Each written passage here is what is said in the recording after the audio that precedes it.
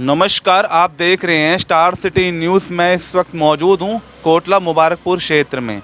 हमारे साथ इस वक्त मौजूद हैं मनजीत सिंह चुग जी। समाज सेवक हैं, समाज के लिए हर तत पे काम करते हैं, चाहे वो किसी भी प्रकार का हो। तो आइए बात करते हैं, हमारे साथ मौजूद हैं। सर, आपका पहले स्वागत है। सर, तो किस किस मिशन पे आप अभी काम कर रहे हैं?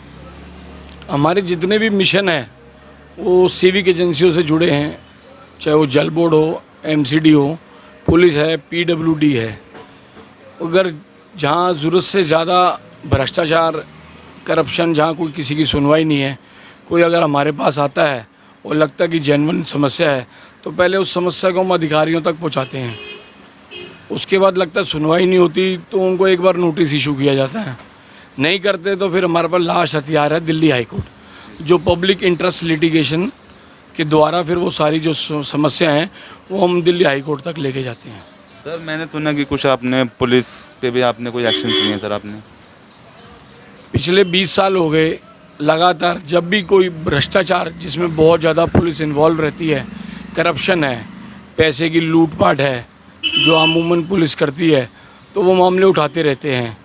और ऐसा नहीं कि सिर्फ पुलिस ही, चाहे वो एसीपी रैंक हो, चाहे डीसीपी रैंक हो, चाहे सीनियर हो, इवन कमिश्नर तक भी अगर ज़रूरत पड़ती है तो हम ये सारी बातें हाई कोर्ट तक लेके जाते हैं। और प्रिंट मीडिया और इलेक्ट्रॉनिक मीडिया का हमारे को सपोर्ट रहता है। अच्छा, जैसा आप जो करते हैं, एक्शन लेते हैं, क्या आपको चुनौतियों का भी सामना करना पड़ता है? आज 20 साल में तो ऐसा कभी मौका नहीं आया कि भी किसी पुलिस ने या किसी और डिपार्टमेंट से हमें थ्रेट मिला हो या कोई वार्निंग मिली हो, धमकी मिली हो, क्योंकि इसके लिए आपको खुद को पहले साफ़ होना पड़ेगा।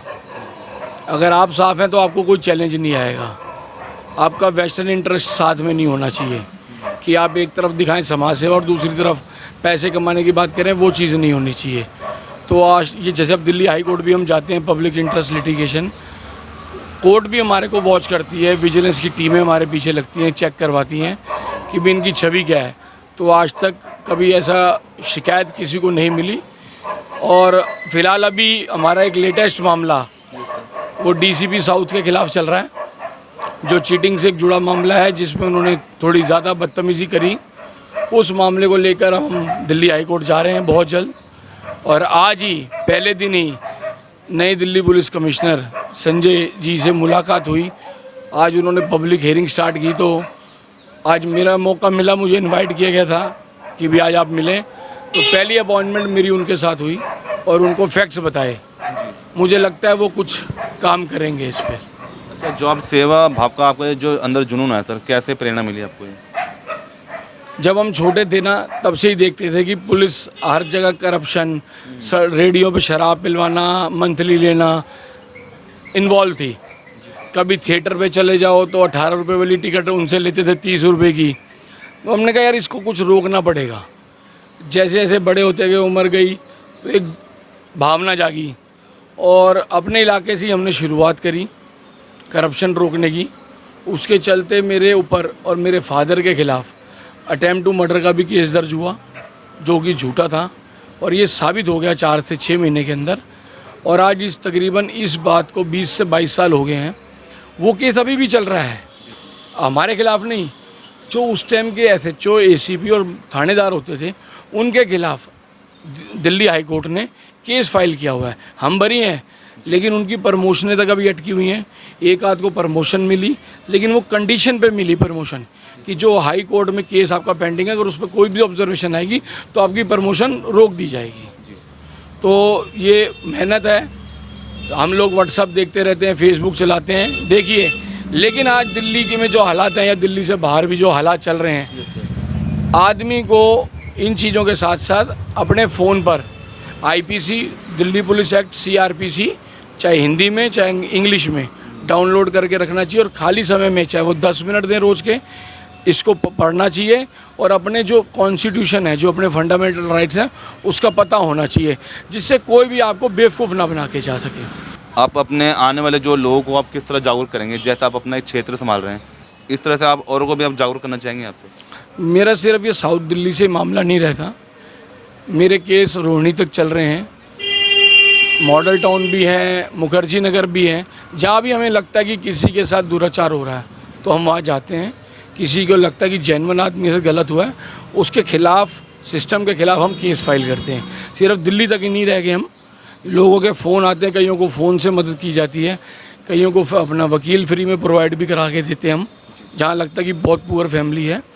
तो हम तो चाहते हैं कि जो मैंने पहले ही बताया कि लोग आईपीसी और सीआरपीसी दिल्ली पुलिस एक्ट पढ़ें, कम से कम अपने ना से ही किसी और की मदद करने के लिए।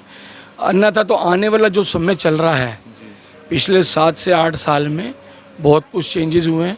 कहना ठीक नहीं रहेगा कि इस वजह से चेंज हुए हैं, लेकिन हमें अपने हकों के लिए लड़ना पड़ेगा, वरना हालत इस टाइम देश के हैं। आज़ादी नाम की है, लेकिन आप आज़ादी से कुछ काम करके तो दिखाएं। आज़ादी का मतलब है कि आपके बोलने से पहले आपका काम होना चाहिए। किसी भी डिपार्टमेंट का आप 10-10 बार चिट्ठियाँ देते हो और आपका काम नहीं होता, वो नाम की आज़ादी है, वो भ्रष्टाचार से लिप्त है और आपका काम नहीं हो पा रहा। तभी लोग सुबह से शाम तक कभी कमिश्नर ऑफिस, डीसीपी ऑफिस धक्के खाते रहते हैं। अगर ईमानदारी से काम कर रहा हो तो उनकी हमें ज़रूरत नहीं पड़े, थाना लेवल पे ही काम हो जाना चाहिए। एसीपी बैठे हैं, डीसीपी तक नहीं काम होता, तब आदमी को ऊपर जाना पड़ता है। अच्छा, आप जो काम कर रहे हैं, आपकी टीम वर्क है पूरी सर? हमारी पूरी टीम है जी। कोई फ़ोटोकॉपी करा के देता है, कोई टाइपिंग का खर्चा पे करता है, कोई कोर्ट की पेमेंट फ़ीस करता है, मतलब सब मिले जुले काम चल रहे हैं। एक आदमी के ऊपर बर्डन डाल के केस ऐसे पूरी दिल्ली के नहीं लड़े जा सकते।